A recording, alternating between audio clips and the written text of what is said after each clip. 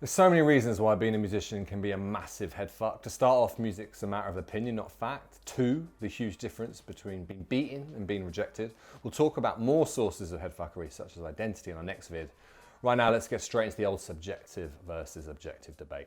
A striker, entrepreneur, sprinter, they can all prove they're good. It's hard for a musician to, not just to others, even to yourself. And that's before you get into some wanky budget philosophy chat about what good is stroke means. Let's throw out a rough definition as high enough quality to consistently make a living. Consistently score goals, you can be a pro footballer. Consistently sell, be an entrepreneur. Run 100 meters in less than 10 seconds and you're only 4.5, 2036 Olympics is looking pretty good. Your teachers say you're the next Adele and your mum tells you you're beautiful 33 times a day. No guarantees. Music is subjective, not objective. The subjectivity of music is at the heart of its headfuckery. You can't prove you're good to others or yourself. Fertile ground for self-doubt. Am I good enough? Why isn't this working? Why didn't they pick me?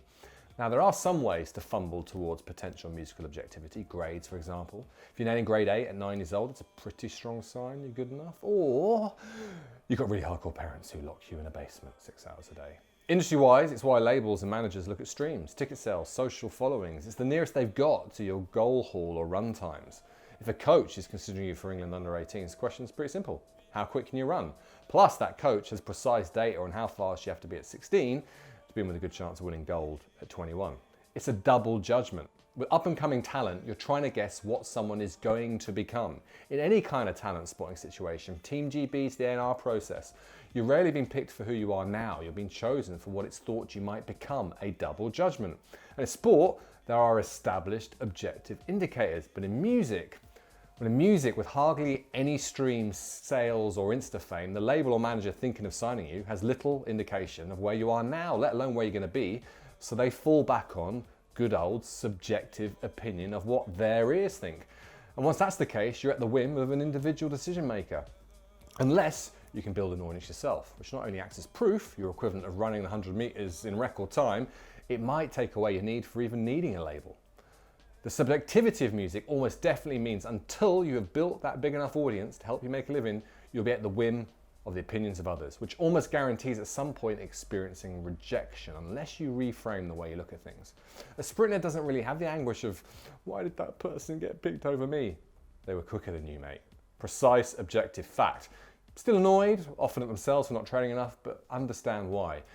You've been beaten, but you've not been rejected. Really important difference. Plus, with clarity on precisely why you were beaten, you can work in a targeted way on getting better to win next time. How do you do that in reaction to a one-off subjective no? If you even get a no. If the label you were flirting with, the manager you were having drinks with, suddenly vanished, it's like being ghosted by a Tinder date. A&Rs are the original ghosters. There's no call, there's no reason. It's harder to process, it's harder to learn from, it's taken more personally. It feels like rejection. We rarely think, oh, they probably only had budget to sign one artist right now and they found another artist more to their personal subjective taste. Someone beat me to it. Well done them. This time, not for me, it's not personal. All this before we get into the fact that being a musician is a dream, often even your very identity. We'll delve into that in the next vid. So I'm hoping we've helped you realize why music and any creative industry really fucks with your head so much.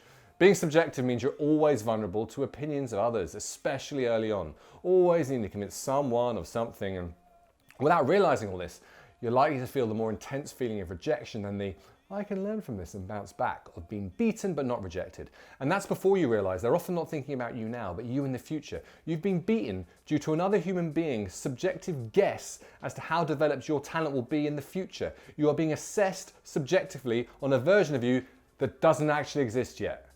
This is starting to mess with my mind.